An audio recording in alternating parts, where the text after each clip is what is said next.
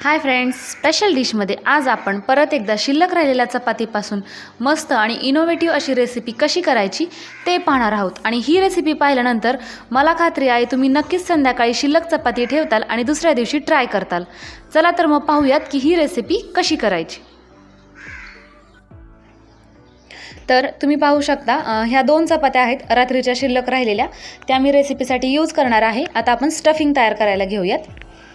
पॅनमध्ये 1 चमचा तेल टाकलेला आहे। त्यामध्ये छान तेल असं गरम झाल्यानंतर मोहरी मस्त अशी तडतडू द्यायची आहे। त्यानंतर जिरी, कढीपत्ता मी हाताने बारीक असा तुकडे केलेले आहेत त्याचे आणि ते वापरलेला आहे। मिरची चवीनुसार तुम्हाला कितपत तिखट आवडतं त्यानुसार मिरचीचे काप आणि अद्रक लसूण याची पेस्ट। आता हे सर्व मसाले व्यवस्थितपणे परतल्यानंतर यामध्ये आपण हळद टाकून घेऊयात कलरिंगसाठी। 2 मध्यम आकाराचे बटाटे ते मी खिसून घेतलेले आहे, ते उकडून घेतलेले होते। अशा पद्धतीने ते आता व्यवस्थितपणे आपण मीठ टाकून मिक्स करून घेऊयात। आणि बटाटे उकडल्यामुळे आपले जे स्टफिंग आहे ते झटपट असं तयार झालेलं आहे। 1-2 ते 3 मिनिट गॅसवर ठेवल्यानंतर ते लगेच आपण बाजूला घेऊन थंड झाल्यानंतर आपण त्याचा वापर करणार आहोत। तर या ज्या 2 चपात्या होत्या त्यापैकी 1 चपाती सुरुवातीला साईडला ठेवून 1 चपाती जी आहे तिला अशा पद्धतीने मी टोमॅटो सॉस किंवा केचप लावून घ्यायचं आहे।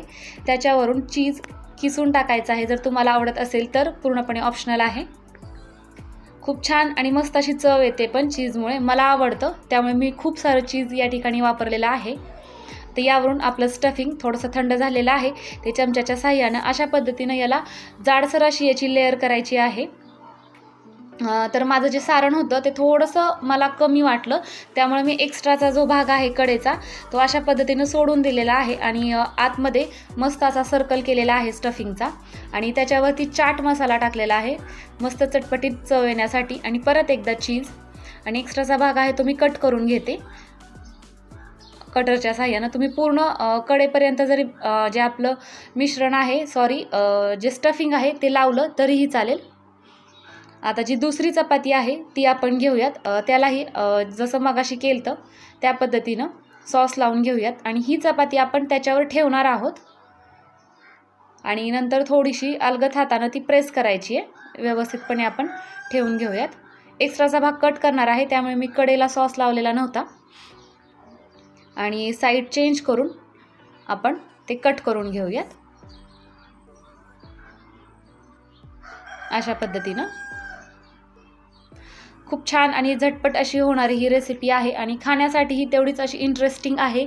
शिल्लक राहिलेली चपाती टाकून देण्यापेक्षा किंवा आहे तशीच खाण्यापेक्षा अशा पद्धतीनं जर ह्याचं काहीतरी चटपटीत असं केलं तर घरच्यांना सगळ्यांनाच नक्कीच ते आवडतं।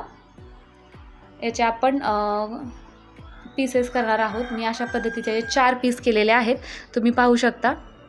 खूप छान आणि मस्त हे आत्ताच दिसत आहे। तर याला आपण मस्त असं कुरकुरीत करणार आहोत। त्यासाठी पॅन गरम करण्यासाठी ठेवलेला होता, त्यामध्ये तेलाचा वापर करायचा नाही आहे। तेल न टाकता हे आपण दोन्ही साईडनं मस्त असं हे कुरकुरीत करून घेणार आहोत आणि खरपूस असं हे भाजू द्यायचं आहे। जितकं जास्त ते कडक होतं तेवढं जास्त ते चवीला छान लागतं आणि शक्यतो गरम गरम सर्व करा, खूप सुंदर आणि मस्त याची टेस्ट आहे। दोन्ही साईडनं व्यवस्थितपणे शेकल्यानंतर हे आपण साईडला प्लेटमध्ये काढून घेऊयात।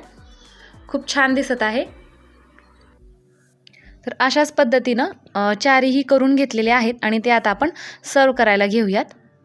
तर अशाच पद्धतीचे छान छान मस्त आणि नवनवीन व्हिडिओज पाहण्यासाठी स्पेशल डिश या आपल्या मराठी रेसिपी चॅनलला सबस्क्राईब केलेलं नसेल तर नक्की सबस्क्राईब करा